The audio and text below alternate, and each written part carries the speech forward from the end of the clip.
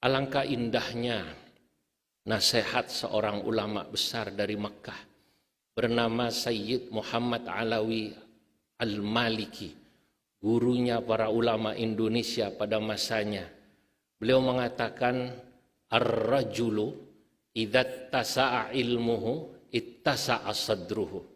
Manusia itu, kata Sayyid Muhammad, idza tasa'a ilmuhu, jika ilmunya luas, jika wawasannya luas, jika literasinya banyak, ittasa'a sadruhu, maka akan luas hatinya, maka dia akan bijaksana.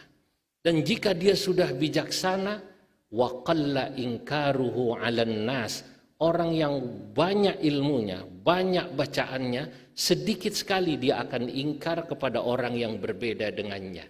Kita harus banyak menyontoh para ulama-ulama kita.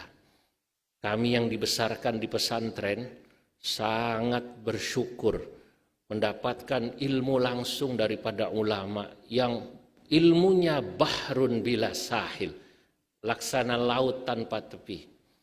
Kami tak bisa melupakan bagaimana bijaksananya seorang ulama yang tinggal di kota Rembang bernama Kiai Bishri Mustafa. Beliau tinggal di kota Rembang. Dari kota Rembang ke timur ada satu kecamatan bernama Lasem. Banyak saudara-saudara beretnis Tionghoa tinggal di kota Lasem. Tapi Kiai Bishri Mustafa ini karena keluasan ilmunya, beliau bisa hidup rukun dengan orang yang berbeda agama tanpa mengorbankan akidahnya. Beragama dengan tetap memegang teguh nilai-nilai kemanusiaan. Sebab ada orang yang beragama melupakan nilai-nilai kemanusiaan, atau ada juga orang yang mencoba memegang nilai-nilai kemanusiaan tapi dia meninggalkan prinsip-prinsip agamanya. Ini juga yang salah.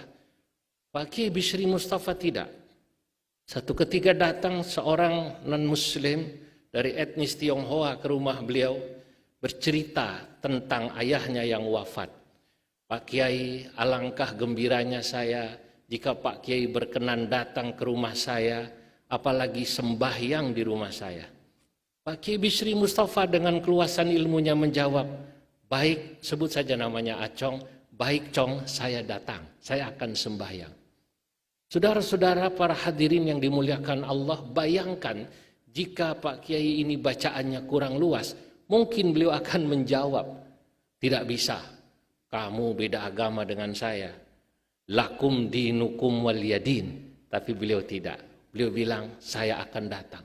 Karena beliau tahu bahwa bertakziah kepada orang yang berbeda agama tidak dilarang dalam agama kita, bahkan dalam kitab-kitab fikih disunnahkan. Dan beliau datang bersama beberapa santrinya. Pak Kiai mengajak beberapa santrinya. Kemudian ketika sampai di tempat saudara yang non-muslim dari keturunan etnis Tionghoa ini, Pak Kiai bertanya, di mana saya boleh sembahyang? Lalu ditunjukkan satu tempat, Pak Kiai Bishri Mustafa lalu sembahyang di sana. Bukan sembahyang jenazah, bukan salat jenazah, tapi beliau pada saat itu salat zuhur berjamaah dengan santrinya. Tapi dengan demikian saja, hadirin yang dimuliakan Allah, saudaranya non-muslim merasa gembira karena mereka merasa dihormati. Inilah contoh bagaimana seseorang ketika semakin luas ilmunya, dia bisa hidup berdampingan tanpa harus memusuhi.